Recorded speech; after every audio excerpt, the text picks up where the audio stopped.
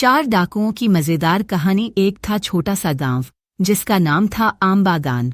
इसी गांव में रहते थे हमारे कहानी के 4 नई गिरामी डाकू, मतलब गांव के छोटे मोटे चोरी डकैती जिनके लिए रोजमर्रा का काम था। इनके नाम थे मेहराब, हसीबुल, मासूम और आसा। गांव के लोग उनके कारनामों के किस्से अक्सर सुनाते थे, लेकिन इनकी हरकतें ऐसी थीं कि लोग इनसे डाकू दल का परिचय।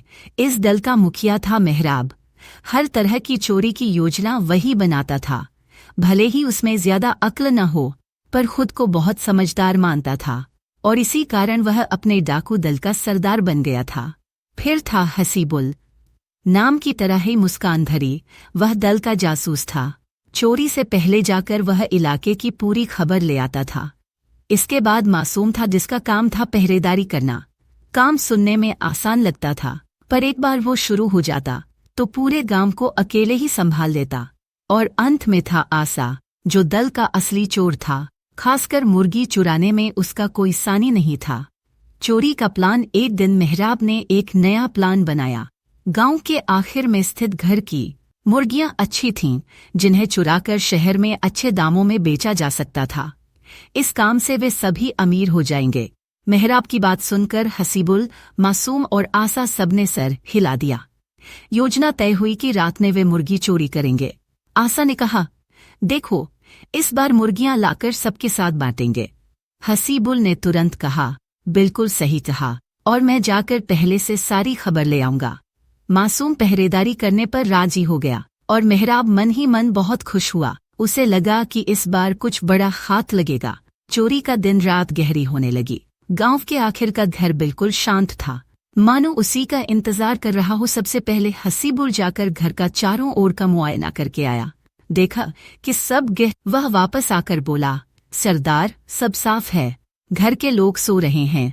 फिर वे सभी मिलकर घर के गेट से अंदर पहुंच गए और मुर्गियों के कमरे के पास आ गए। अब मासूम गेट के पास आ गए। अब मासूम गेट के बाहर पहरेदारी करने लगा और आसा मुर्गियों के कमरे में घुस गया। दूर से मेहराब उसे हिदायत दे रहा था, अरे आसा, थोड़ा धीरे चलो, मुर्गियां जाग न जाएं।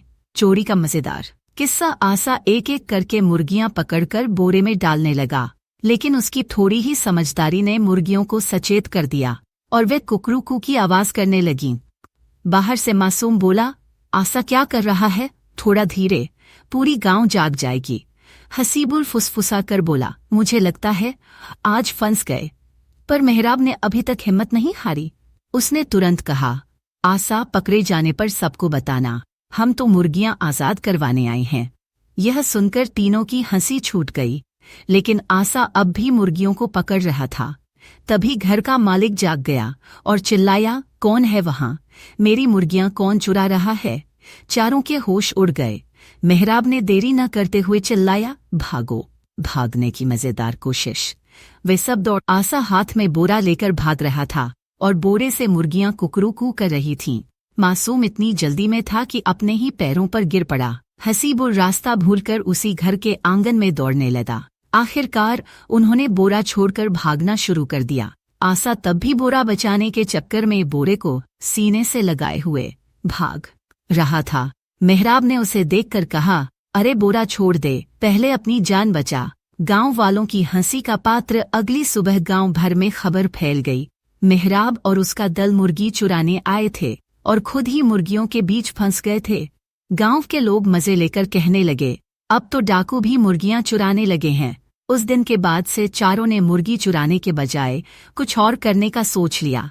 इस घटना के बाद गांव वाले उन्हें डाकू नहीं बल्कि मुर्गी चोर कहने लगे और उसी दिन से मेहराब और उसका दल मुर्गी चोरी का काम हमेशा के लिए भूल गया, क्योंकि उन्होंने समझ लिया कि चोरी करना उनके बस की बात नहीं। यह कहानी लिखी है शेख शाहनूर ने। ऐसी रहस्यमयी कहानियाँ सुनने और पढ़ने के लिए ऐसे स्टोरी को YouTube और Facebook पर फॉलो करें।